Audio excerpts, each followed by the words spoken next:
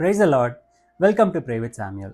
இன்னைக்கு நாம கர்த்தருடைய திட்டத்தை அறிந்து கொள்வதற்காக ஜெபிக்க போகிறோம்.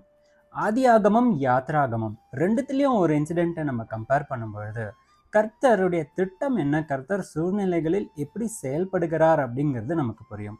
நிச்சயமாய் இது நம்மளுடைய விசுவாசத்தை பலப்படுத்தும். ஆதியாகமத்தில் வாசிக்கிறோம், சாராய் பார்ப்பதற்கு அழகுள்ளவளாய் இருந்ததுனால ஆபிராமின் இடத்திலிருந்து பிரிக்கப்பட்டு பார்வோனின் அரண்மனைக்கு கொண்டு செல்லப்பட்டார். இது நிமித்தம் கர்த்தர் பார்வோனையும் பார்வோன் வீட்டாரையும் மகா வாதைகளினால் பாதித்தார்னு பார்க்கிறோம். உடனே பார்வோன் சாராயையும் ஆபிராமையும் அவர்களுக்கு உண்டான எல்லாவற்றையும் கொடுத்து தேசத்தை விட்டு அனுப்பி விடுகிறார். இதுவே யாத்ராகமம்ல பார்த்தீங்கன்னு சொன்னா, மோசேவை கர்த்தர் அனுப்பும் பொழுது பார்வோன் இஸ்ரவேல் ஜனங்களை விடுதலையாக்க மறுக்கிறான்.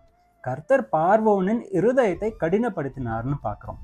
கர்த்தர் நினைச்சிருந்தா ரொம்ப எளிதாக இஸ்ரவேல் ஜனங்களை விடுதலை ஆக்கியிருக்கலாம். ஆனா கர்த்தருடைய திட்டமே வேற. கர்த்தர் மோசேவினிடத்துல சொன்ன வார்த்தை, இன்று காண்கின்ற எகிப்தியரை நீ இனி காண்பதில்லை. அவருடைய திட்டம் நிறைவேறணும்னு சொன்னா சில கடினமான சூழ்நிலைகளுக்காக கடந்து போய் தான் ஆக வேண்டும். அப்படியாக தான் 430 வருஷம் இஸ்ரவேல் ஜனங்கள் அடிமைகளாக இருந்தார்கள். இன்னைக்கும் நம்மளுடைய வாழ்க்கையில சில சூழ்நிலைகள் மிகவும் கடினமாக இருக்கலாம். ஆனால் கர்த்தர் நம்மளை அழைத்து கொண்டு செல்வதன் நோக்கம் அதிலிருந்து முற்றிலுமாய் நம்மளை விடுதலையாக்குவதற்காக. நீங்கள் விசுவாசிக்கிறீங்களா? வாங்க ஜெபிக்கலாம்.